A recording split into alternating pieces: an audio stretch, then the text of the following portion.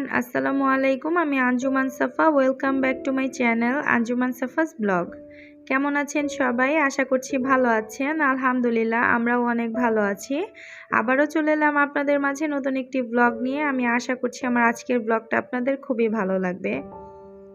অনেকদিন পর আপনাদের সাথে আমার বারান্দার ভিডিও শেয়ার করছিলাম। এই গাছগুলো অনেক মিস করছি, কারণ এই সব গাছগুলো নিয়ে আমি আমার শ্বশুরবাড়ির ছাদে লাগাবো। যেহেতু আমাদের নিজস্ব ছাদ আছে, আর আমার মোটামুটি চিন্তা ভাবনা আছে যে আমি আমার শ্বশুরবাড়ির ছাদে আমি একটা সুন্দর একটা বাগান করব। তো আমার মনের মতো করে আমি আসলে গাছ লাগাবো। তো সেই জন্য ভাবছি যে ওখানে আমি বেশিরভাগ সবগুলো গাছ আসলে নিয়ে যাব, আর কিছু ইনডোর প্ল্যান্ট গাছগুলো আমি এখানে রাখবো।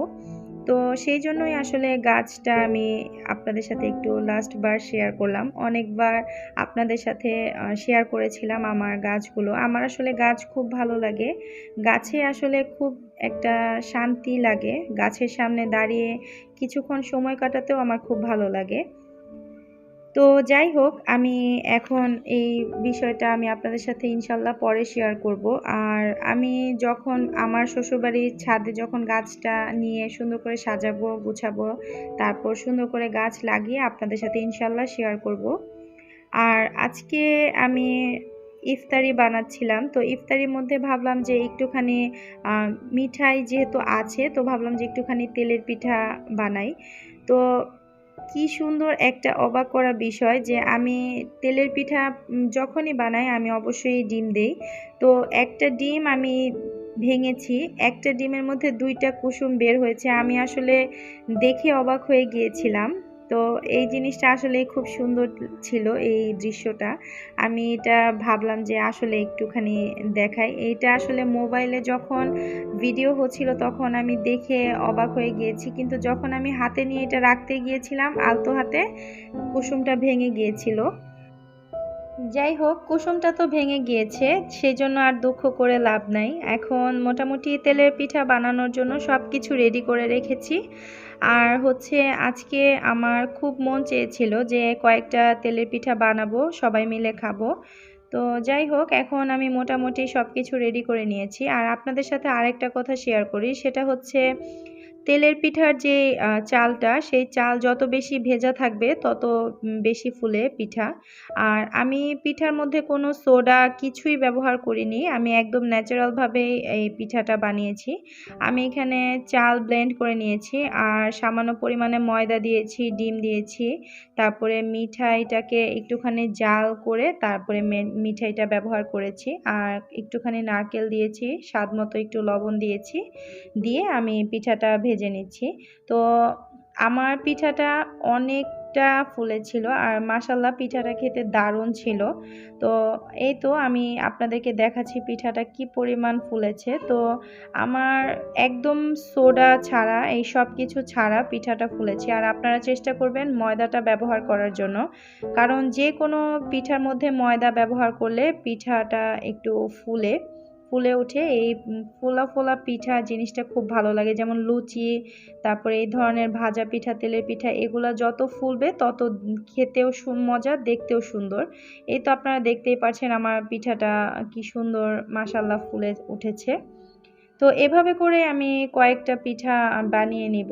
আর এই তেলের মধ্যেই আমি ইফতারিটা ভেজে নিব, আলুর চপ, পেঁয়াজু, বেগুনি, এগুলো সব ভেজে নিব। আপনাদের সাথে অনেকবারই শেয়ার করি, তো আজকে আর ডিটেলসে কোনো ইফতারের ভিডিও আপনাদের সাথে শেয়ার করলাম না। তো আমি এই পিঠাটা বানানো হয়ে গেলে তারপরে ইফতারের জন্য সব কিছু ভেজে নিব। আজকে ভেবেছি যে আমরা মোটামুটি সবাই মিলে ইফতার করব।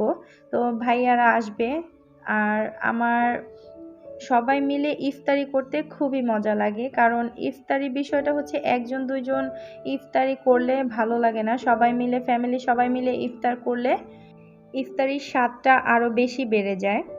তো আজানের বাবা আজকে ইফতারির জন্য অনেক কিছুই কিনে এনেছিল, তো এগুলো সব কিছু রেডি করে নিচ্ছি। আজকে আমাদের বাসায় ভাইয়া ইফতারি করবে, তো ভাইয়া অনেক কিছু কিনে এনেছে ইফতারের জন্য।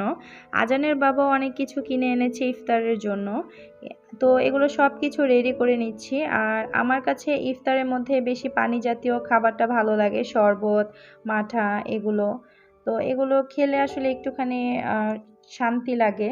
আমার কাছে শরবতটাই বেশি ভালো লাগে ভাজা পোড়ার থেকে। তো এখানে মাঠা এগুলো সব আমি রেডি করে নিচ্ছি। আর এক্সট্রা করে বরফ দিয়ে নিই, কারণ একটুখানি ঠান্ডা থাকলে খেতে ভালো লাগে। তো বরফটা খুবই পছন্দ করি, সবাই পছন্দ করি। এখানে আমি সব কিছু রেডি করে নিচ্ছি, কারণ ইফতারের বেশি সময় নেই। আর সবাই মিলে ইফতারি করব, এগুলো সব কিছু রেডি না করে বসলে আসলে হয় না।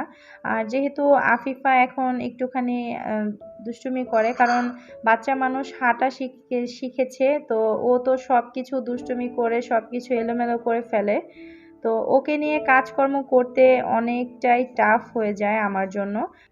আসলে নতুন পায়ে নতুন করে হাঁটা শিখেছে, তো সেই জন্যই আসলে বেশি প্রবলেম হয়, কারণ আমি একদিক থেকে গুছিয়ে আসলে আরেক দিক দিয়ে সে সব কিছু অগোছালো করে ফেলে। ইনশাল্লাহ আপনাদের সাথে শেয়ার করব ওর দুষ্টু মিষ্টি মুহূর্ত।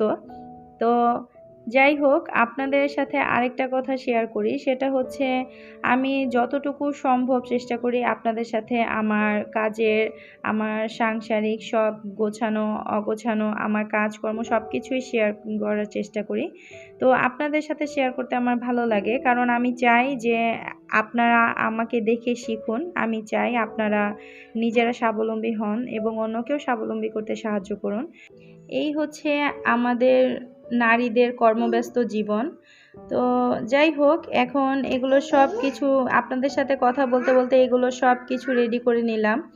আর পাশ থেকে তো আমার কন্যার শব্দ আপনারা তো পাচ্ছেনই।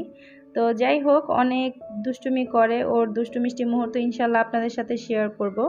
আর এখন মোটামুটি ইফতারের সময় হয়ে গেছে, এখন আমরা সবাই ইফতার করব। তো আমি আশা করছি আমার আজকের ব্লগটা আপনাদের ভালো লেগেছে। যারা আমার আজকের ব্লগটা এই পর্যন্ত দেখেছেন, যদি ভালো লেগে থাকে তাহলে লাইক, কমেন্ট, শেয়ার করতে ভুলবেন না। এবং আমাকে সাপোর্ট করার জন্য আমার চ্যানেলটাকে সাবস্ক্রাইব করে আমার চ্যানেলের সাথেই থাকবেন। আর আমার ভিডিওটাকে অবশ্যই শেয়ার করবেন। সবাই ভালো থাকবেন, সবাই সুস্থ থাকবেন। ইনশাল্লাহ নেক্সট ব্লগে আবার দেখা হবে। আল্লাহ হাফিজ, আসসালামু আলাইকুম।